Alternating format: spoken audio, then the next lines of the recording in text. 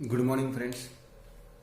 आज आपण admission of a new partner यामध्ये न्यू रेशो कॅल्क्युलेशन जे आपण करतो ते कसं करायचं हे पाहायचं. कॅल्क्युलेशन ऑफ न्यू रेशो म्हणजेच न्यू प्रॉफिट शेअरिंग रेशो. आता न्यू रेशो कॅल्क्युलेट करण्यासाठी आपल्याला 3 स्टेप्स लक्षात ठेवायचे आहेत. पहिली स्टेप सांगितलेली आहे assume firms share as one, म्हणजे पूर्ण फर्मचा व्यवसायाचा शेअर म्हणजे हिस्सा एक मानायचा आहे. पूर्ण व्यवसायाचा हिस्सा किती मानायचा आहे? एक मानायचा आहे आणि त्यातून आपल्याला प्रत्येक पार्टनरचा शेअर बाजूला काढायचा आहे. Number 2, new partners share deduct from one, म्हणजे नवीन भागीदाराचा जो हिस्सा आहे तो त्या एक मधून म्हणजे फर्मच्या हिस्स्यातून वजा करायचा आहे.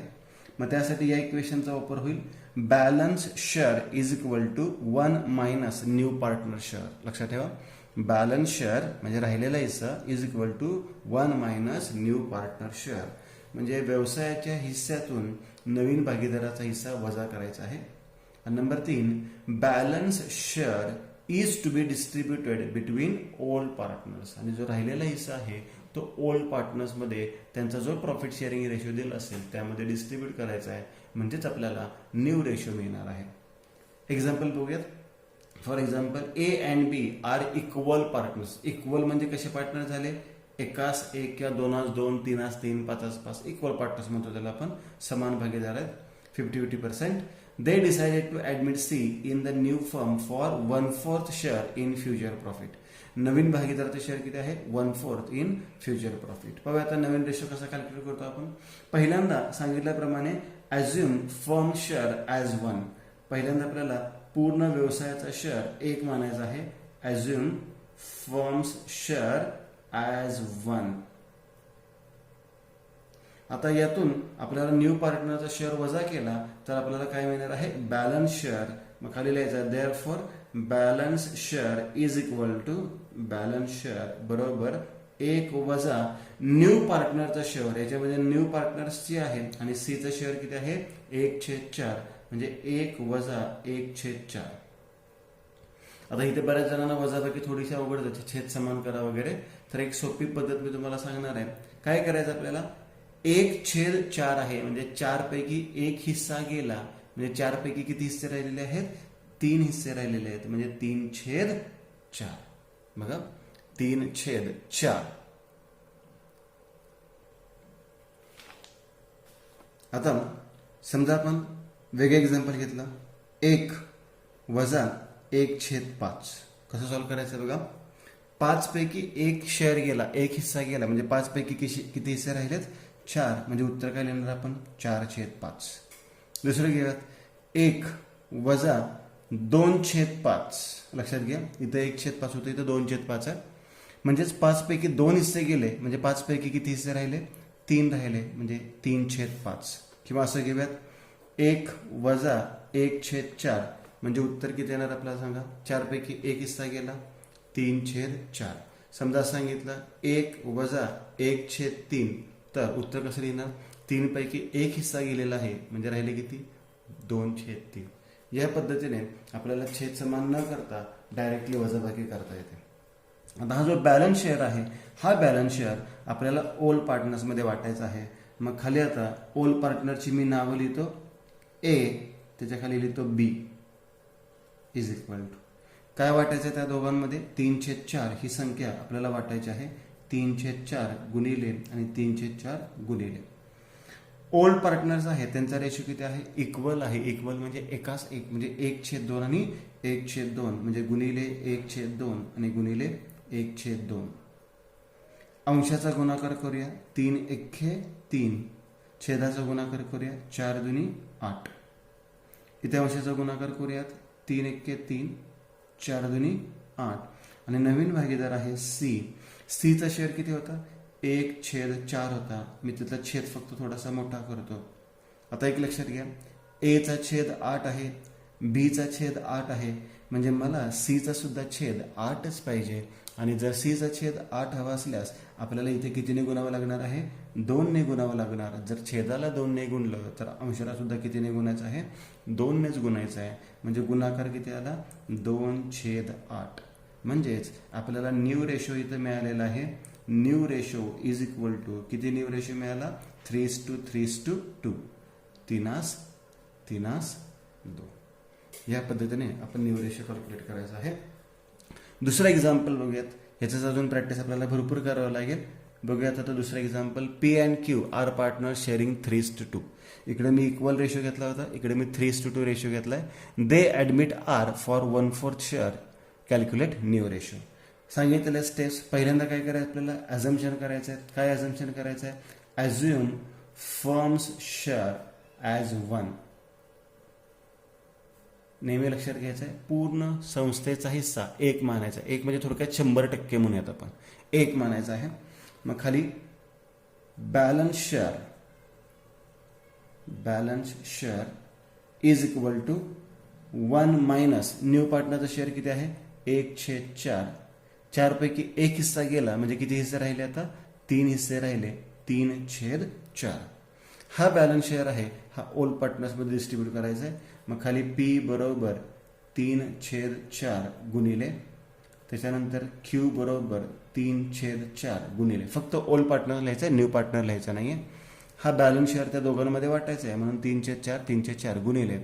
ओल्ड पार्टनरचा रेशो किती आहे? 3:2. आता या दोन्हीची बेरीज किती झाली? 3:2ची 5 म्हणजे 3/5 आणि 2/5 म्हणजे 3/5 आणि इथे किती आले? 2/5. अंशाचा गुणाकार करूया. 3×3=9. छेदाचा गुणाकार 4×5=20.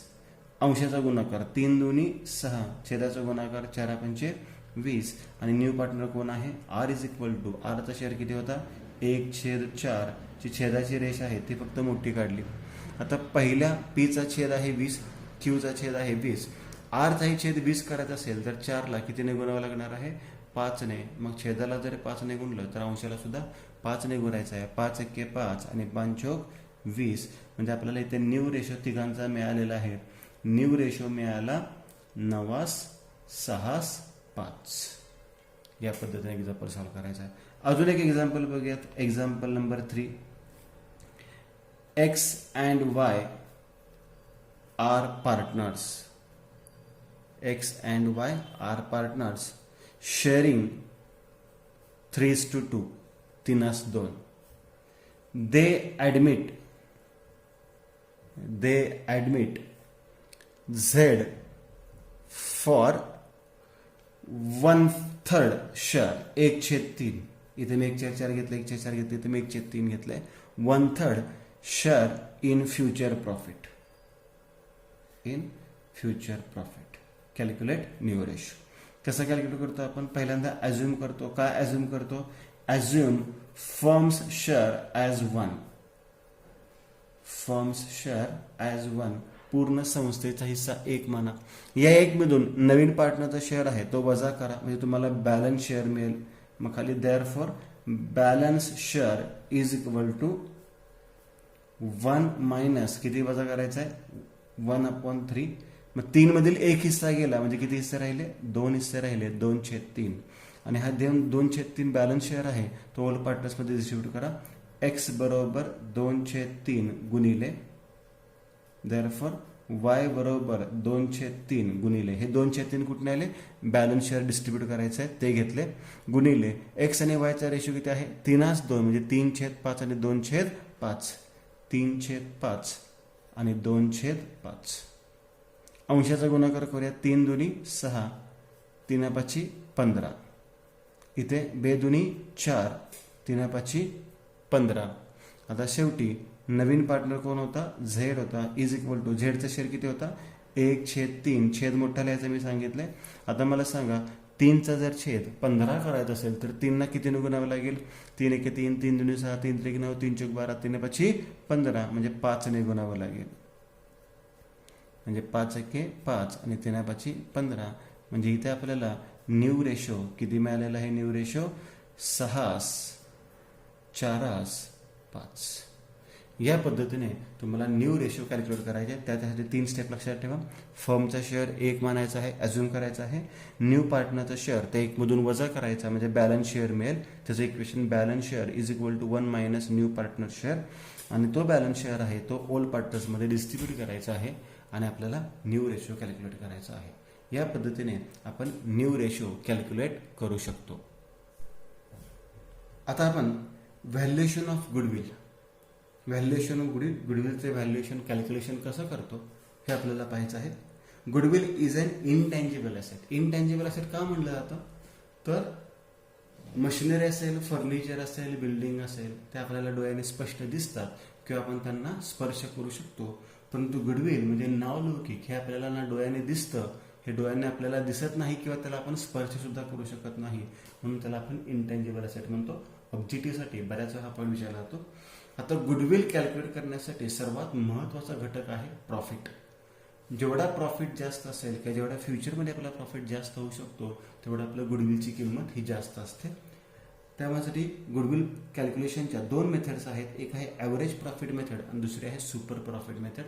ॲव्हरेज प्रॉफिट मेथडमध्ये आपल्याला 3 स्टेप्स कॅल्क्युलेट करावे लागतात. सुपर प्रॉफिट मेथडमध्ये आपल्याला एकूण 5 स्टेप्स करायचे आहेत. मग average profit method simple method आहे. पहिली स्टेप आहे total profit is equal to profit minus loss.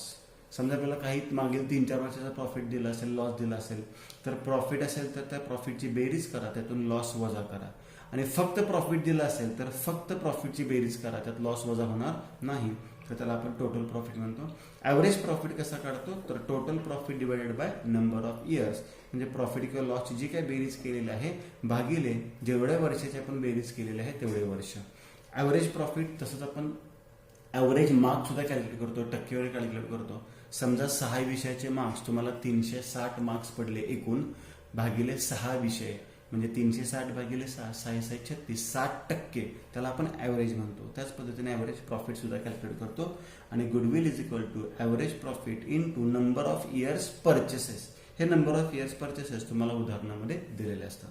बघा आता पहिलं example, A and B are equal partners, they admit C for 1/5 share. नवीन भागीदाराला प्रवेश दिलेला आहे. The profits for last 5 years, आपल्याला किती वर्षाचा प्रॉफिट दिलेला आहे, 5 वर्षाचा.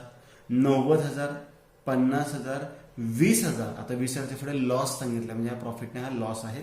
60,000 आणि 30,000, 30,000च्या पुढे पण लॉस सांगितला आहे, म्हणजे इथे 3 वर्षी प्रॉफिट झालाय, 2 वर्षी काय झालंय, लॉस झालाय. Goodwill is valued on the basis of 3 years purchases of last 5 years. 3 years purchases याला मी अंडरलाईन करून ठेवतो. करूयात आता गुडविलचं कॅल्क्युलेशन. बघूयात. पहिली स्टेप सिंपल स्टेप आहे. ए टोटल प्रॉफिट, आधी आपण प्रॉफिटची बेरीज करायची. आता प्रॉफिटची बेरीज करताना काय करायला लागेल, प्रॉफिटची बेरीज करायची आणि लॉस वजा करायचा, म्हणजे इक्वेशन काय राहणार, प्रॉफिट मायनस लॉस. प्रॉफिटची बेरीज करूया आता. 90,000, 90,000 आणि 50,000 म्हणजे 1,40,000, 1,40,000 आणि 60,000, 1,40 आणि 60 म्हणजे 2 लाख. आणि त्यातून लॉसची बेरीज करून वजा करायची. लॉस किती, इथे 20,000 रुपये, इथे 30,000 रुपये. हा एकूण लॉस किती झाला आपला, 50,000 रुपये. म्हणजे आपला टोटल प्रॉफिट किती मिळाला आपला, 1,50,000 रुपये. 2 लाख मधून 50,000 गेले, 1,50,000.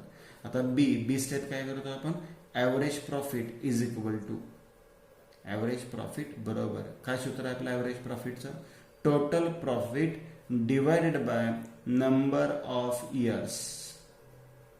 फक्त नंबर ऑफ इयर्स, इथं परचेस शब्द वापरायचा नाही. टोटल प्रॉफिट किती आला होता, 1,50,000 भागिले नंबर ऑफ इयर्स. फक्त प्रॉफिटचे घ्यायचे नाही तर प्रॉफिट आणि लॉस दोन्हीची घ्यायचे आहेत. 1, 2, 3, 4 आणि 5. नंबर ऑफ इयर्स किती आहे, 5. 5 3 15 म्हणजे आपल्याला ॲव्हरेज प्रॉफिट किती मिळालेलं आहे, 30,000 रुपये मिळालं. आता शेवटची step, goodwill is equal to average profit into गुणिले number of years purchases. Average profit किती मिळाला होता, 30,000 गुणिले नंबर ऑफ इयर्स परचेसेस किती आहेत, 3 आहेत. म्हणजे 3 त्रिक 9, 90,000 रुपये आपणास कशाची रक्कम मिळाली, गुडविलची रक्कम मिळाली. आता एक जादा स्टेप मी फक्त करून दाखवतो, कारण की ऍडमिशन या टॉपिकमध्ये ही स्टेप आपल्याला महत्वाची आहे. यात नवीन भागीदाराला प्रवेश दिलाय, आपण कोणाला प्रवेश दिलाय, सी ला, आणि त्याचा शेअर किती आहे, 1/5. मग या गुडविल पैकी सी चा हिस्सा काढूयात आपण. C's share is equal to 90,000 एकूण गुडविल आहे, गुणिले सी चा हिस्सा किती आहे, 1/5 आहे. म्हणजे 90,000 गुणिले 1/5. 5 ने 90 ला भाग लाव्यात. 5 एके 5, राहिले 4, 5 8 40. म्हणजे इथे सी चा हिस्सा किती आलेला आहे, 18,000. हे झालं पहिलं एक्झाम्पल. अजून एक एक्झाम्पल आपण पाहणार आहोत ॲव्हरेज प्रॉफिट मेथडचं. ॲव्हरेज प्रॉफिट मेथडचं एक्झाम्पल बघूयात, मग सुपर प्रॉफिट मेथडकडे जाऊयात. S and T are partners sharing 3:2. They admitted O for 1/5 share in future profit. आता इथे आपल्याला प्रॉफिट्स 25,000 दिलाय, 30,000 दिलाय, 40,000 दिलाय, 20,000 दिलाय, आणि ते 15,000 कंसात एल सांगितलंय. एल म्हणजे काय असणार आहे, लॉस असणार आहे. आणि goodwill is valued at twice the average profit. Twice म्हणजे 2 वेळा, दुप्पट, लक्षात घ्या. ट्वाइस म्हणजे दुप्पट, 2 वेळा म्हणतो आपण त्याला, म्हणजे 2 म्हणायचं, गुणिले 2 करायचं. बघूयात आता पहिली स्टेप काय करतो आपण, total profit is equal to, काय सूत्र आहे टोटल प्रॉफिटचं, प्रॉफिट मायनस लॉस. आता इथे 4 वर्षी प्रॉफिट दिलाय, हा 25, हा 30, हा 40 आणि 20. 40 आणि 20 60, 60 आणि 30 90, 90 आणि 25 1,15,000 वजा लॉस किती दिला आपल्याला, 15,000. 1/15 15,000 गेले, राहिले 1,00,000 रुपये. दुसरी स्टेप करतो आपण average profit. Average profit is equal to, काय सूत्र आहे ॲव्हरेज प्रॉफिटचं, total profit divide by number of years. फक्त इयर्स घ्यायचे, नंबर ऑफ इयर्स. हा टोटल प्रॉफिट किती आला होता आता, 1,00,000 आला होता, डिवाइडेड बाय किती वर्षाचा प्रॉफिट लॉस आहे, 1 2 3 4 आणि 5, म्हणजे रक्कम आली 20,000 रुपये. आता तिसरी step, goodwill is equal to average profit into number of years purchases. आता या एक्झाम्पलमध्ये तुम्ही म्हणाल की नंबर ऑफ इयर्स परचेसेस दिलेले नाही आहेत, तर दिलेले आहेत. नंबर ऑफ इयर्स परचेसेस बघूयात आपण. इथे ॲव्हरेज प्रॉफिट 20,000 आहे, गुणिले नंबर ऑफ इयर्स परचेस न देतात ट्वाइस शब्द वापरला आहे. ट्वाइस म्हणजे काय, दुप्पट आहे, म्हणजे किती घेणार, 2 घेणार. म्हणजे गुडविलची रक्कम किती मिळाली आपणास, 40,000. थ्राइस शब्द वापरला तर 3 घेतो आपण. आता एक एक्स्ट्रा स्टेप आपल्याला करायचे आहे. यात नवीन पार्टनर कोण आहे, ओ. मग ओज शेअर इज इक्वल टू, एकूण फर्मचं गुडविल किती आहे, 40,000 गुणिले ओचा हिस्सा किती आहे, 1/5 म्हणजे 1/5. 5 ने 40 ला भाग लावला, 5 8 40, म्हणजे ओचा शेअर किती रुपये मिळालेला आहे, 8,000 रुपये मिळालेला आहे. ही झाली ॲव्हरेज प्रॉफिट मेथडच्या स्टेप्स. आता आपल्याला सुपर प्रॉफिट मेथड पाहायचे आहे.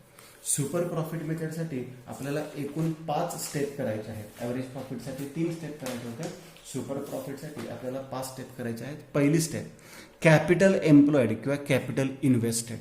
आता हे कॅपिटल एम्प्लॉयड आपल्याला उदाहरणामध्ये दिलेले असते. उदाहरणामध्ये कॅपिटल एम्प्लॉयड त्याला कॅपिटल इन्व्हेस्टेड म्हणतो, दिलेले असते. ॲव्हरेज प्रॉफिट मगाशीच पाहिलं आहे, पण सेम स्टेप आहे, total profit divided by number of years.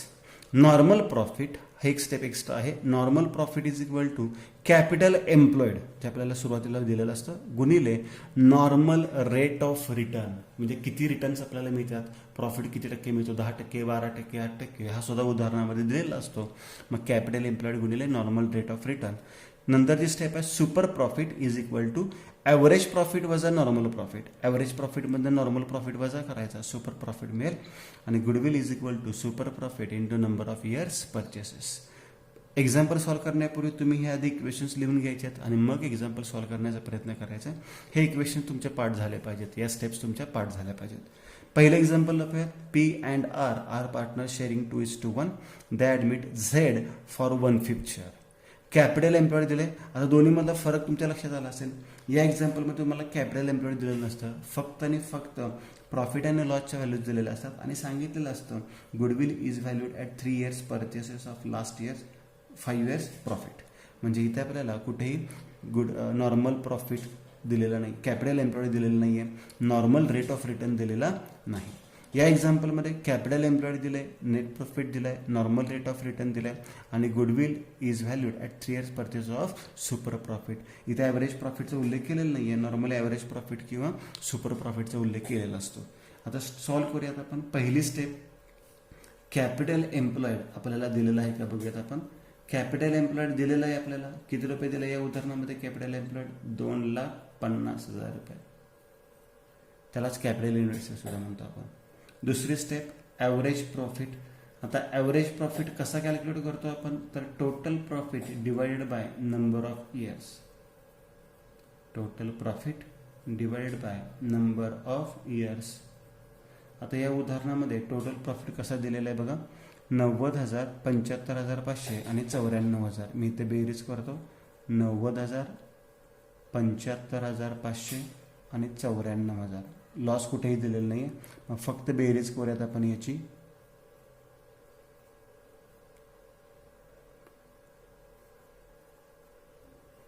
$2,59,500 total profit divided bye किती वर्षाचा प्रॉफिट आहे हा, 3 वर्षाचा. मग 3 ने भागूयात आपण.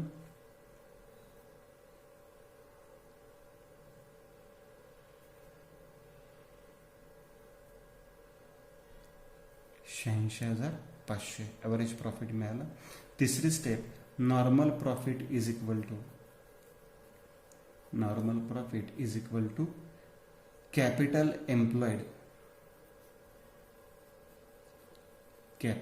एम्प्लॉईड गुणिले normal rate of return, NRR म्हणतो त्याला आपण. कॅपिटल एम्प्लॉईड गुणिले normal rate of return. Capital employed किती दिले, 2,50,000 गुणिले रेट ऑफ रिटर्न किती दिलं आहे, 12%. म्हणजे 12% म्हणा किंवा 12/100 लिहा, दोन्हीपैकी एक करा. बरेच विद्यार्थी 12% पण लिहितात, 100 पण लिहितात. एक तर 12% म्हणा किंवा 12/100 लिहा. कॅल्क्युलेशन करूयात आपण.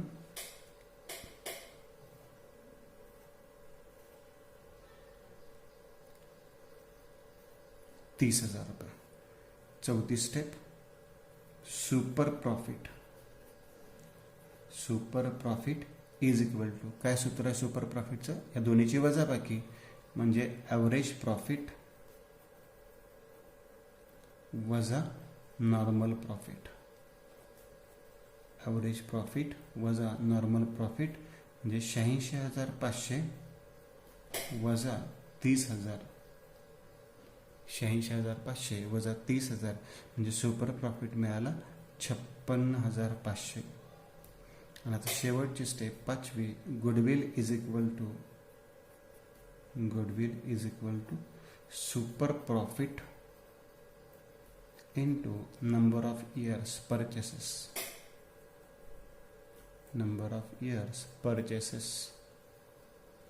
इथे सुपर प्रॉफिट मिळालं 56,500 गुणिले नंबर ऑफ इयर्स परचेस हे उदाहरण दिले 3 म्हणजे गुणिले 3.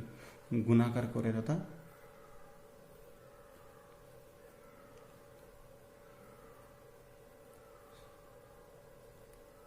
$1,69,500 ही गुडविलची रक्कम मिळाली. मी तुम्हाला सांगितलंय एक जादा स्टेप तुम्हाला करायची आहे. यातील कोणाचा हिस्सा शोधून काढायचा आहे, झेडचा हिस्सा शोधून काढायचा आहे. तो आहे 1/5. मी इथेच दाखवतो.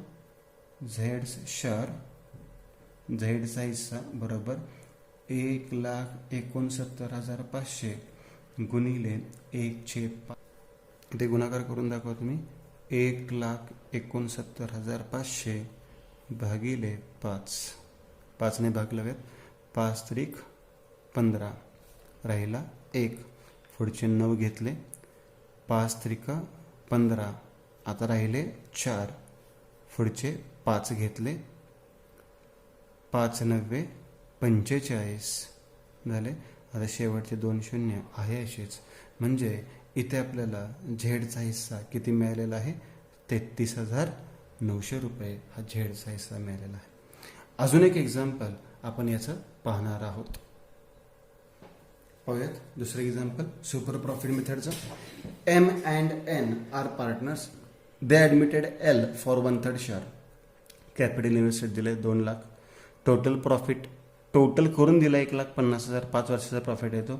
NRR म्हणजे नॉर्मल रेट ऑफ रिटर्न 8% आणि goodwill is valued at thrice the super profit. Thrice म्हणजे टिबल किंवा आपण 3 वेळा म्हणू शकतो, गुणिले 3 म्हणू शकतो, ट्रिपल म्हणतो आपण त्याला. आता पहिली स्टेप करूया. कॅपिटल एम्प्लॉयड, यालाच आपण कॅपिटल इन्व्हेस्टेड सुद्धा म्हणतो, दिलेलं आहे ₹2 लाख. दुसरी step average profit. Average profit is equal to, आता या उदाहरणात ॲव्हरेज प्रॉफिट नाही दिलेला, टोटल प्रॉफिट दिला आहे. मग total profit divide by number of years. जर टोटल प्रॉफिट दिला नसता तर आपण बेरीज वजाबाकी केली असती. सॉरी, टोटल प्रॉफिट दिला 1,50,000 भागिले किती वर्षाचा प्रॉफिट आहे 5. 5 त्रिक 15 म्हणजे 30,000 रुपये ॲव्हरेज प्रॉफिट मिळालं. तिसरी स्टेप करतो आपण. Normal profit is equal to capital employed. Capital employed गुणिले नॉर्मल रेट ऑफ रिटर्न, त्याला तुम्ही NRR सुद्धा म्हणता. मी इथं समजण्यासाठी पुन्हा इथं पूर्ण लिहून देतो. Normal rate of return capital employed होतं 2 लाख गुणिले नॉर्मल रेट ऑफ रिटर्न 8% होता. 8%ला किंवा 8/100ला दोन्हीपैकी एकच लिहायचं आहे. 8% म्हणजे 8 दोन्ही 16, 16,000 रुपये. यानंतर चौथी स्टेप सुपर प्रॉफिट. आता सुपर प्रॉफिट म्हणजे काय, तर या दोन्ही प्रॉफिटची वजाबाकी म्हणजे ॲव्हरेज प्रॉफिट वजा नॉर्मल प्रॉफिट. मग ॲव्हरेज प्रॉफिट होतं 30,000 वजा नॉर्मल प्रॉफिट होतं 16,000 रुपये. म्हणजे 30 वजा 16 म्हणजे रक्कम आली 14,000 रुपये. आता यानंतर पुढची step goodwill is equal to super profit गुणिले नंबर ऑफ इयर्स परचेसेस. मग सुपर प्रॉफिट आहे 14,000 गुणिले number of years purchases. Thrice म्हणजे 3. गुणाकार करूयात. 42,000 रुपये गुडविल कॅल्क्युलेट केलं. आता शेवटची स्टेप, एक्स्ट्रा स्टेप आपल्याला करावी लागते. यातला कोणाचा शेअर शोधून काढायचा आहे, L's share is equal to एकूण गुडविल आहे 42,000 आणि त्यापैकी त्याचा हिस्सा आहे 1/3 म्हणजेच 14,000 रुपये. या पद्धतीने आपल्याला गुडविलचं कॅल्क्युलेशन ॲडमिशन या टॉपिकमध्ये पाहायचं आहे.